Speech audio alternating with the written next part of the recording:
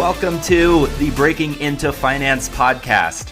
My name is Craig Thompson, and this is the open source field guide to help you understand everything you need to know about breaking into finance. Let's dive in. Hi, everyone. Welcome to the third episode of the Breaking Into Finance podcast. My name is Craig Thompson, and today we have a very special guest. We'll talk about an interview that I had with Alex Lawson, who's an associate at Sixth Street and former investment banker at Goldman Sachs. And in this interview, there are a couple things that I want you to focus on in terms of Alex talking about her background and how she leveraged the skills that she had to get to where she is today. And the three buckets of things I want everybody to focus on is, first, how did she and how will you get the training and education you need to show well in interviews, assuming that whatever outreach you do to get those interviews is successful? Second, how do you effectively signal that learning? What summer or in-semester internships or projects can you pursue? What clubs can you join? What case competitions can you enter? Are there any certificate or non-degree programs or just courses you can take or programs you can apply to and potentially not even go to, but just getting admitted to the program might validate something about the work you've been doing and about your interest in the space? And then third is, how will you maximize the probability of successful outreach? What part of your school and alumni connections, family connections, affinity group networking that you can do, how can you leverage your background and your traits to generate interest and successful outreach? If you've done all this, you'll have the three pillars of recruiting nailed down, and you'll be ready for the job. Because if you've done these three things, you'll have the training and education to show well in this eventual interview. You'll have the effective signals that are communicated on your resume to help get you that interview once your resume is in front of the right people. And you will have done the right outreach, or at least a large enough volume of low probability outreach that eventually you've gotten your resume in front of that person. And so you're working on this backwards. You're getting the training and education first, then you're thinking about how you want to signal it, then you're doing your outreach and hopefully doing it in a way that maximizes your probability of successful outreach, so that once you've now made connection with whomever you've reached out to, you are ready to effectively signal what you've learned. It's on a resume that is ready to go. And then after reading that resume, when they immediately invite you in for an interview, you're prepped with the training and education. So you're starting back to front and then executing front to back. So without further ado, here is the first part of a very long conversation I was able to have with Alex Lawson at Sixth Street. And you'll hear a number of other excerpts of this conversation later on in the show. I'm here today with Alex Lawson. Alex, thank you so much for joining us. I guess just to start, could you tell a little bit about your background and kind of like where you went to school, what you studied, and then how we know each other? For sure. So I went to Boston University. I'm from outside Philadelphia originally. After BU, I went to work at Goldman. I went to be an analyst there after doing 2 summer internships.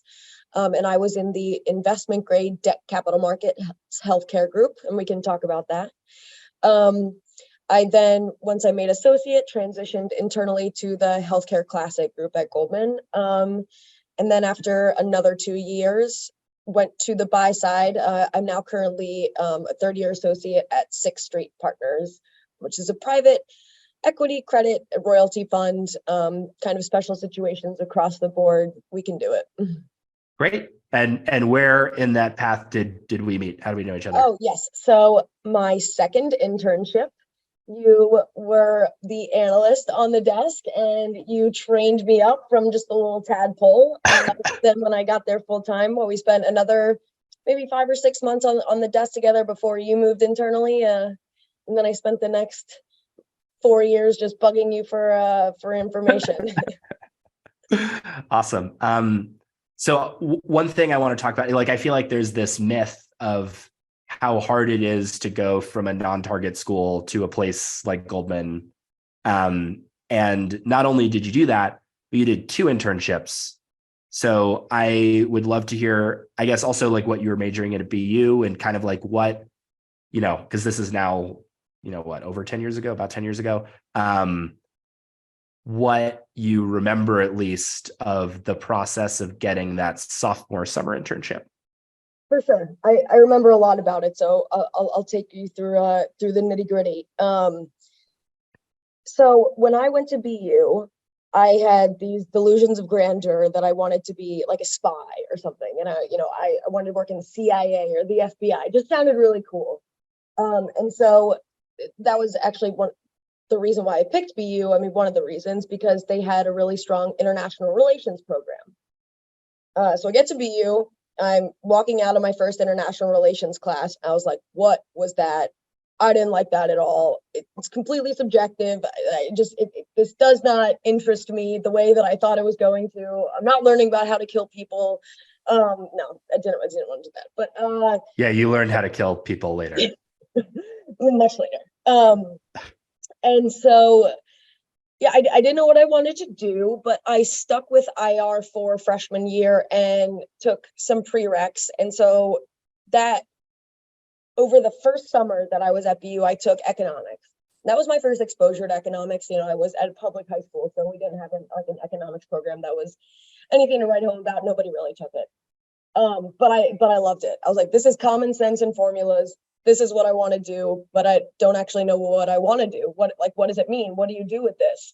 You could go be an economist, which when I asked around, I understood it to basically be, well, you can be a professor, you can go work for the Fed, or you can try to project global supply and demand for FedEx or something like that. None of which, by the way, was screaming to me, because I knew I was going to come out of BU with $200,000 of student loans, and I wanted to get rid of that.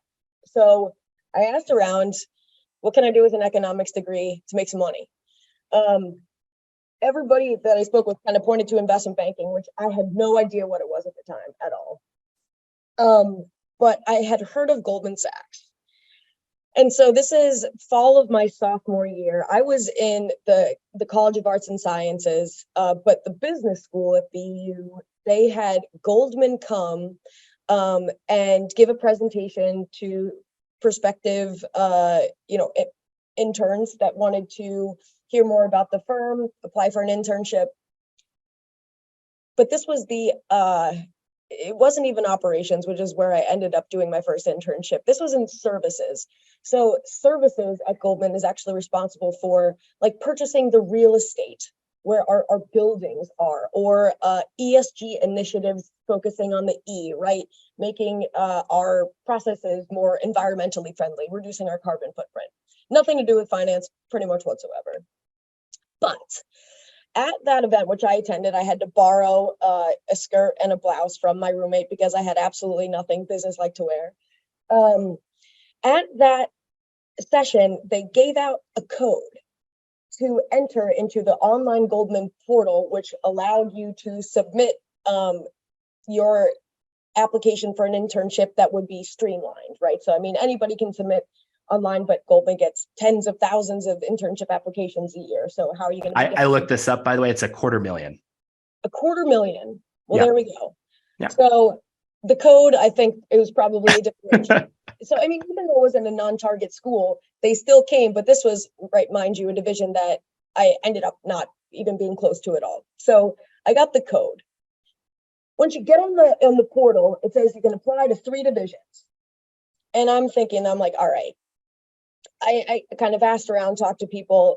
Again, still don't know what investment banking is, but I knew that it was the best division. And that the other 2 divisions where, you can make some money were sale and trading. We can argue if that's a right call at this point in time, but that's another discussion. And then asset management. And in thinking through which divisions to apply to, I realized if I apply to these top divisions, who am I going to be competing against, right? It's going to be the top dogs, it's going to be with the CEO's kids. It's going to be with people from target schools. It's going to be with the perfect SAT candidate. It's going to be who you think that you're afraid of, when you're going for these internships. And so I like am taking stock of myself. I'm a freshman or a sophomore at this point. You know, don't have any finance experience, just learning about economics. And so my strategy was that for my sophomore summer, instead of applying to any of those three big revenue, high revenue generating divisions, I applied to the services division, operations, and then finance, I believe, which is kind of middle office functions. Services, I would say, is back office, but operations and finance are middle office, which means that you're not client facing, but you're facing the people who are, as opposed to facing only in other internal people who are working on only internal items.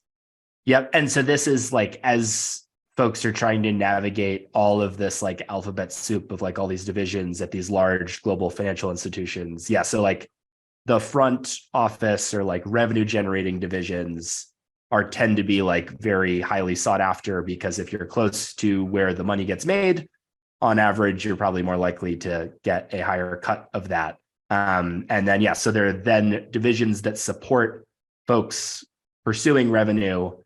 And then, yeah, there's like, and everybody kind of is to some extent, but then the further removed from that, I guess like one evaluation is it's perhaps less desirable, is defined by salary expectations of those jobs as you move up, plus salary expectations of likely immediate exit opportunities that you could get coming out of those. Is that fair to say? Absolutely, yeah. So I get a couple. I got interviews for services and for operations.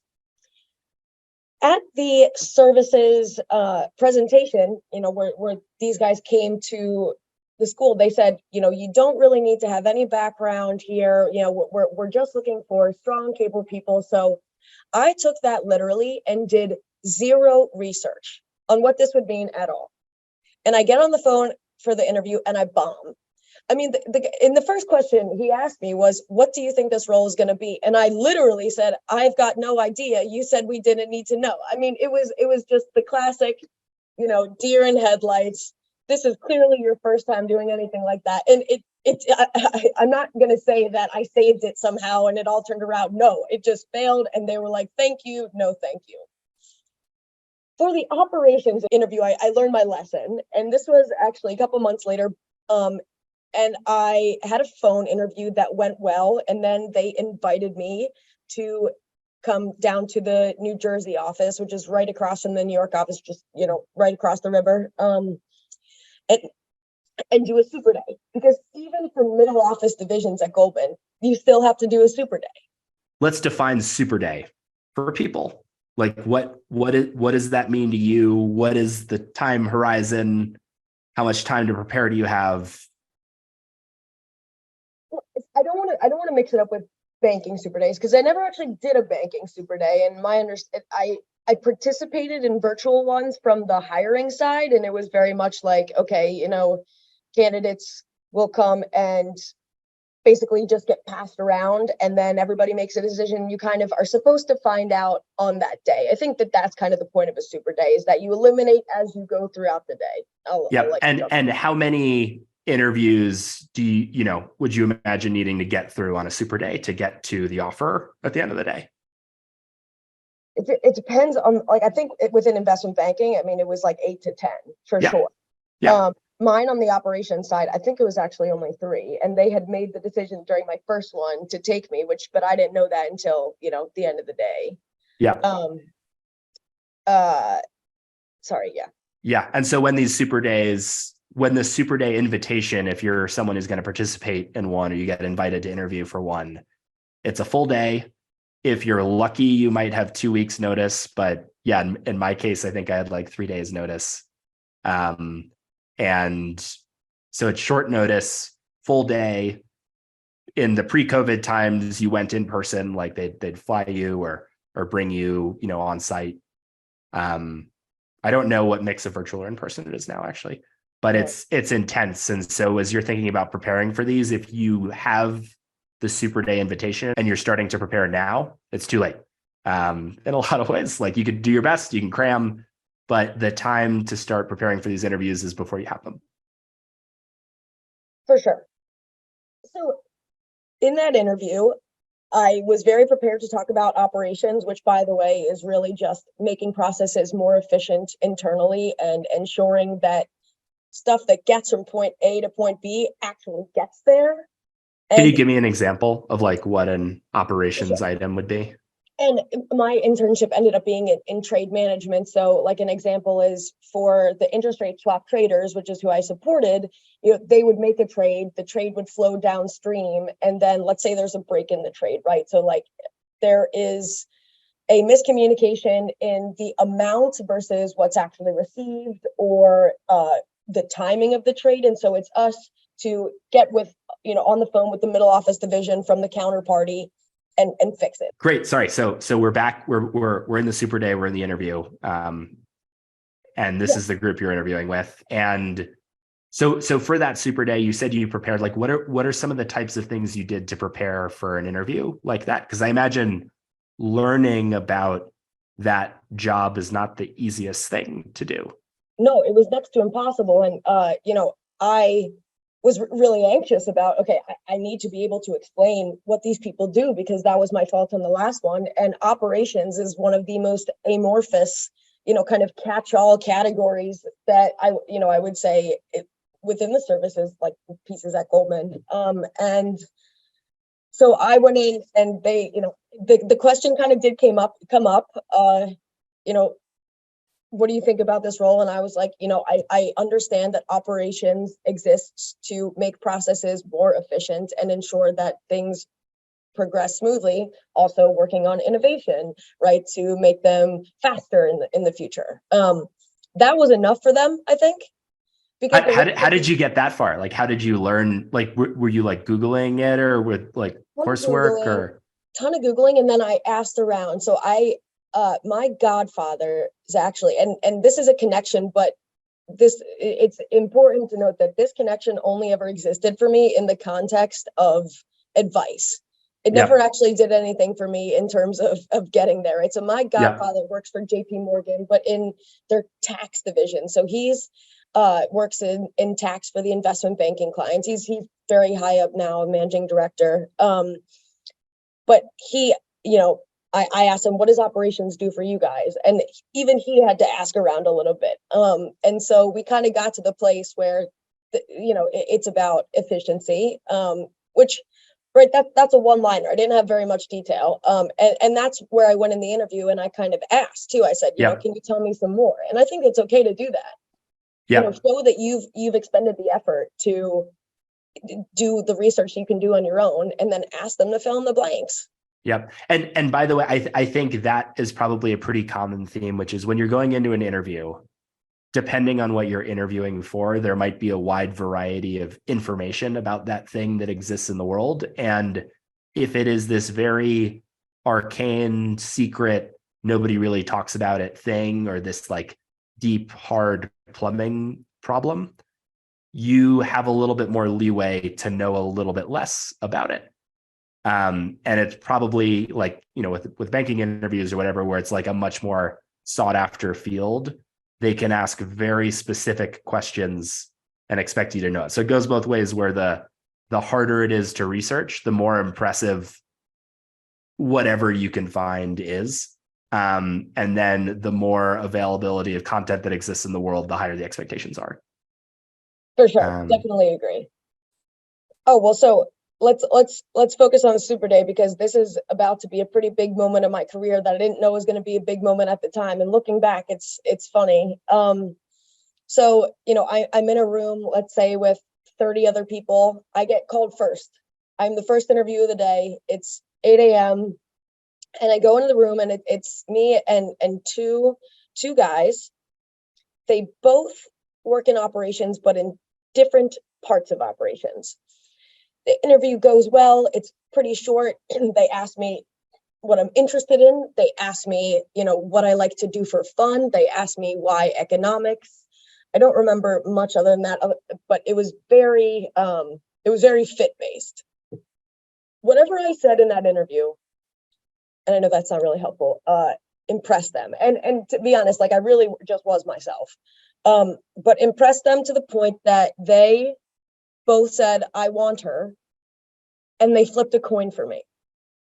This coin toss was so essential to my forward development. And I'll tell you why. Because if the gentleman who lost the coin toss had won, I would have ended up in the Jersey City office, not supporting the traders. It would have been a further back, like, you know, if you think about the front to back office, it was a further back office role. I would not have had the exposure to financial instruments or traders or other front office professionals. But the guy who won the coin toss, right, he's in trade management operations and sits in the New York office. So that's where I went. Wow. I got the internship. I went there full time, or I went there for that sophomore summer. Spent the first half of the summer learning everything I could about how to do that internship well, which was really just to help the folks on my team with whatever odd end project they were going on, helping, you know, rectify trades. There was some of that, but then a lot of, hey, you know, we've had this kind of initiative on the back shelf that we've been wanting to get to, and now you're here and we can give it to you. That's, I feel a lot of internships within investment banks outside of investment banking or sales and trading, I feel are commonly like that. So did very well during that summer. But as we're coming up on the end of the summer, I'm like, all right, well, it's now time to execute on the forward. So I need to figure out what's going to happen for next summer. And for next summer, I want to be in one of those revenue generating divisions, because over the course of the summer, I learned what investment banking was just by asking around.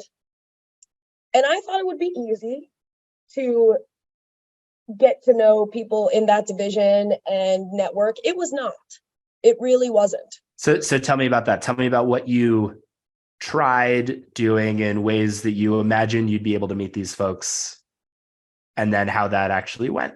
For sure. So at Goldman, there are plenty of intern events throughout the summer. And some of those were, some were just the operations interns, but then some were broader.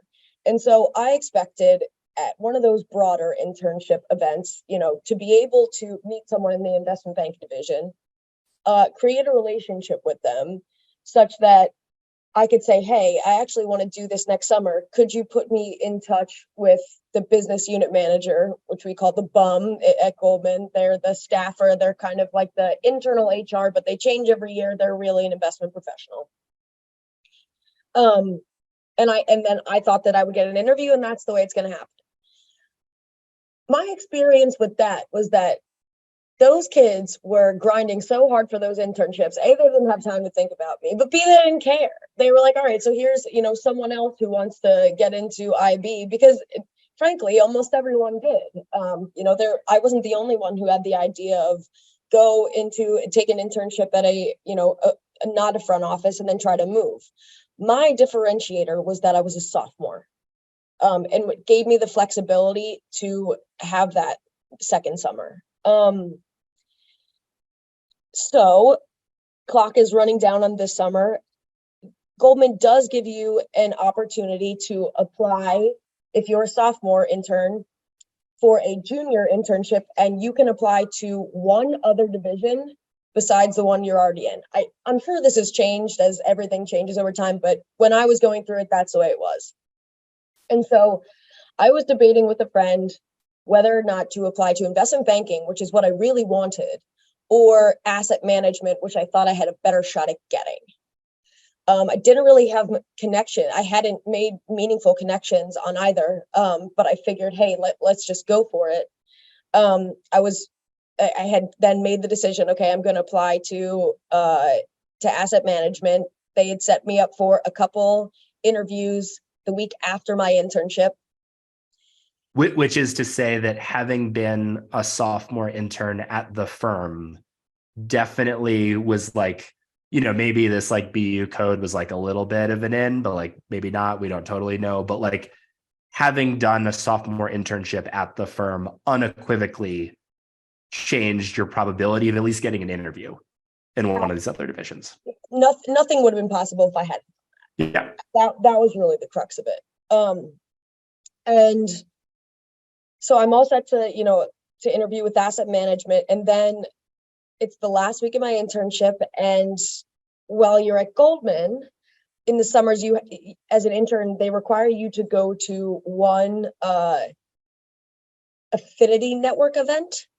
And the event that I went to was they had Abby Wambach, the superstar soccer player, come and speak. And a woman named Susie Scher was the moderator. And I went to this event. Susie is a managing director and partner within the investment banking division, but on the financing side. But I'm at this event, and I mean, I was excited to see Abby Wambach, don't get me wrong. But at the end of it, I couldn't have cared less about Abby Wambach. I was focused on Susie. I was like, who is that woman? She's unbelievable. Wherever she is, that's where I need to be. I reached out. Then I didn't know she was a partner at the time, which, I probably wouldn't have reached out if I had known. But I reached out following that, and I said, hey, I really, really enjoyed the conversation. I'm a bisexual woman. I've been dating a girl for 4 years. I'd love to hear about, and this discussion with Abby Wambach focused on her being an LGBTQ person in society, and Susie is LGBTQ within Goldman. So I reached out and I said, hey, I would just love to hear about kind of more about your experience here. It seems like you've had a fantastic career. And she responded and gave me 15 minutes. And this was on the second to last day of my internship. And I walk into her office and I had those 15 minutes and we talked about nothing technical, nothing work related. And then she put me in a room and it was 3 hours of being interviewed by managing directors, associates, vice principals on the investment grade capital markets team, which was one of the teams under her purview. And at the end, she came in and she goes, all right, you want to come work for us next summer? And that's how everything awesome. changed. And Yeah. that's how, and changed that fast. And I told who would be my future boss at the time, Mark Banzer, I said, as he's walking out, I'm lucky I wore a suit today. And he goes, you don't wear a suit every day in operations? I said, no. I want to talk a little bit about, so as you know, I know Susie as well. She is a very intimidating person to just introduce yourself to.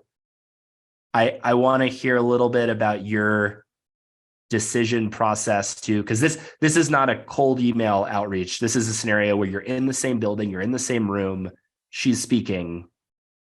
What about your approach to her? Like how did that kind of go down?